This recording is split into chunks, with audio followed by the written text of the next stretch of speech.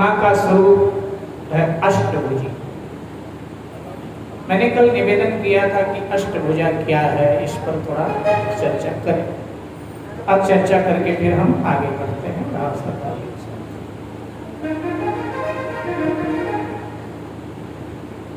आठ प्रकार, अष्टभुजा का मतलब है 8 प्रकार की शक्तियां।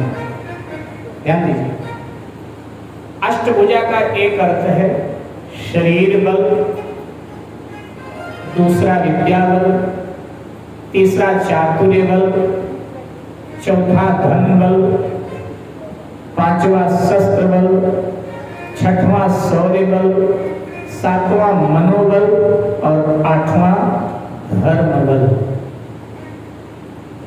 ये 8 जिसमें हैं उसी सामूहिक शक्ति का नाम है दुर्गा। ये 8 आप में आ जाएं तो आप भी दुर्गा बन सकते। दूसरा अभिप्राय मेरे भाई, जो माँ के 2 पैर हैं, तो माँ के जो 2 पैर हैं वो श्रद्धा और विश्वास के।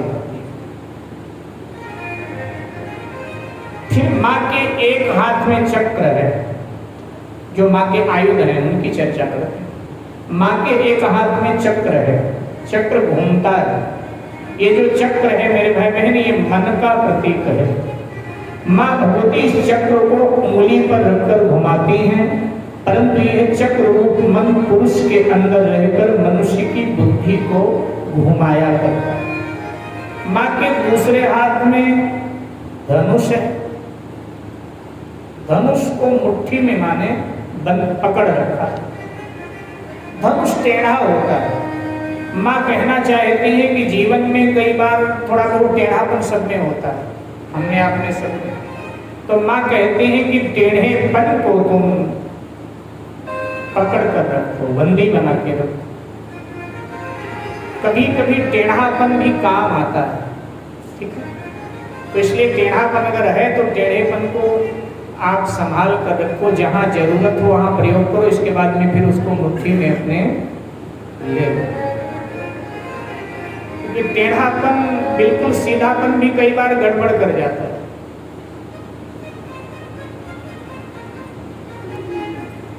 तुलसीदास जी कहते हैं कि टेढ़ जाने बंदई सब काहू और वक्र चंद्रमा ग्रसे न राहु। चंद्र जब तक टेढ़ा होता है ना, तब तक राहु उसको ग्रसता नहीं, ग्रहण नहीं आता है। लेकिन जब चंद्र बिल्कुल पूर्ण हो जाता है तो पूर्णिमा को ही राहु उसको ग्रस लेता है। तो कई बार अधिक सीधापन व्यक्ति को नुकसान भी पहुंचाता है, इसलिए थोड़ा टेढ़ापन तो होना चाहिए। लेकिन उस टेढ़ापन को जब जरूरत पड़े तो प्रयोग में लाओ, नहीं तो अपनी मुट्ठी में उसको बंद करके रखो। लक्ष्मण जी महाराज भी यही कहते हैं कि जो ज्यादा सीधा होता है वो अपना नाश कराता है। अरे सीधे गन्ने को देखो तो कोल्हू में पेरा जाता है, कोल्हू में पेरा जाता है।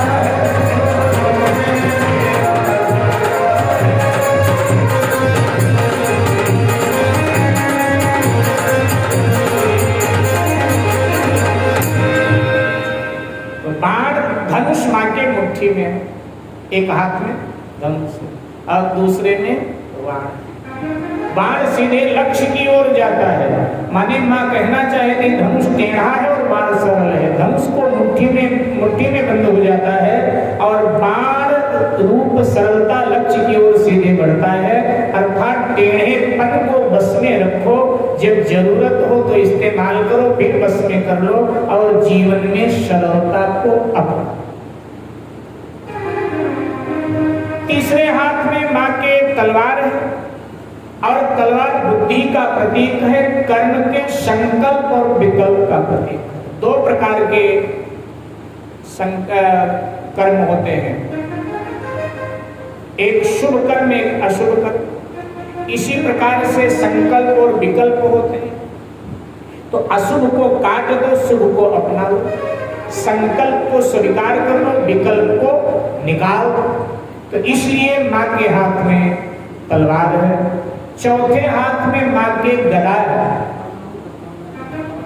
और गदा ठोस होता है।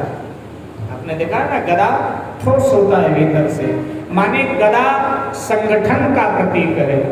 और संघे शक्ति सर्वदा, संगठन में सदा शक्ति होती है।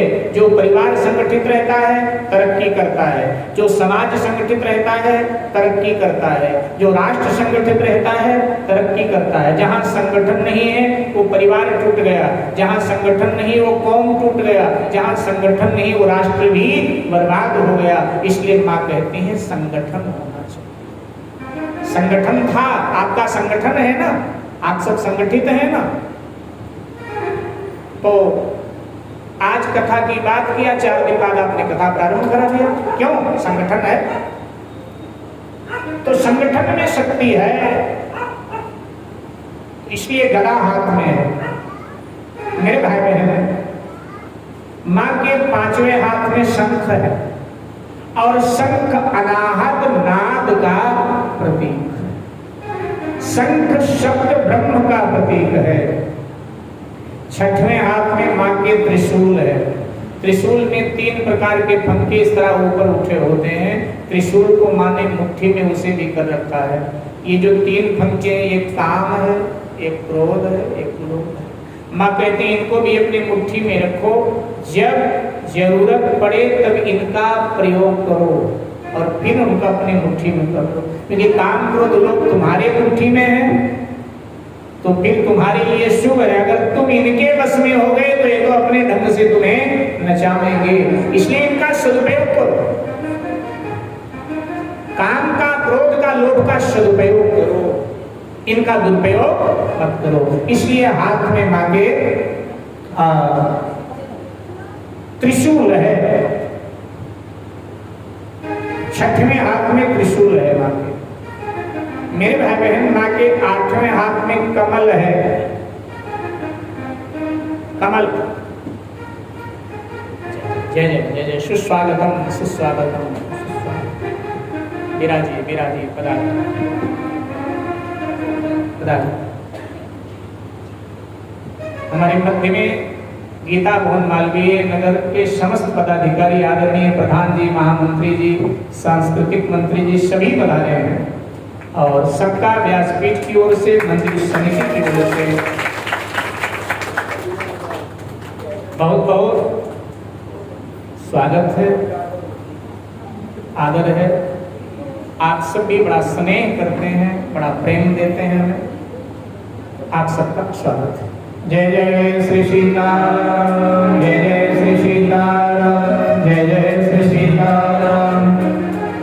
तुम्हें निवेदन कर रहा था, मां के 8वें हाथ में कमल का पुष्प है। अच्छा, कमल का जन्म कहाँ से? हाँ ठीक है, वो आदि कमल जो है वो तो भगवान के नाभि से उत्पन्न हुआ है और कमल से ब्रह्मा जी। लेकिन वैसे भौतिक रूप में कमल का जन्म कीचड़ से होता है, उसकी जड़ें कीचड़ में होती और उसका जो तना है वो पानी में होता है। आपने देखा होगा, कभी अनुभव किया होगा कि ज्यों-ज्यों पानी ऊपर उठता है त्यों-त्यों कमल भी ऊपर उठता है। माने कमल कभी जल में डूबता नहीं, ज्यों-ज्यों जल का स्तर बढ़ेगा त्यों-त्यों कमल ऊपर उठता रहेगा। तो माँ कमल हाथ में लेकर के बताती हैं कि संसार में रहो, अपने भक्तों को बताते संसार में रहो, लेकिन संसार के भोगों में लिप्त मत हो जाओ। संसार छोड़कर जाओगे कहाँ? जहाँ जाओगे वहाँ संसार है। गृहस्थ छोड़कर सन्यासी बनोगे तो भी रहना संसार में ही है। संसार वही, संसार दो तो है नहीं, संसार तो एक है। तो माँ कहते हैं कि संसार में रहो, लेकिन ज्यों-ज्यों भोग बढ़े त्यों-त्यों तुम्हारा भजन बढ़ता रहे, भजन बढ़ता रहे, तो संसार सागर तुम्हें डुबो नहीं पाएगा। संसार में रहकर भी संसार सागर से तुम्हारा उद्धार हो जाएगा। ज्यों-ज्यों भोग बढ़े त्यों-त्यों भजन बढ़े। निर्लिप्त रहो संसार में,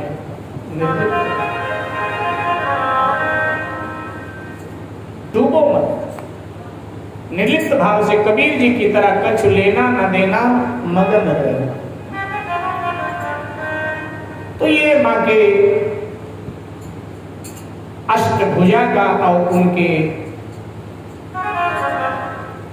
अष्टभुजाओं में जो जो वस्तुएं हैं उनका हमने चिंतन किया। इधर राक्षसों ने जाकर के शुंभ को बताया कि भाई चंड और मुंड दोनों मारे। आज कुछ शुंभ उदास हुआ। अब ये मां है जग जननी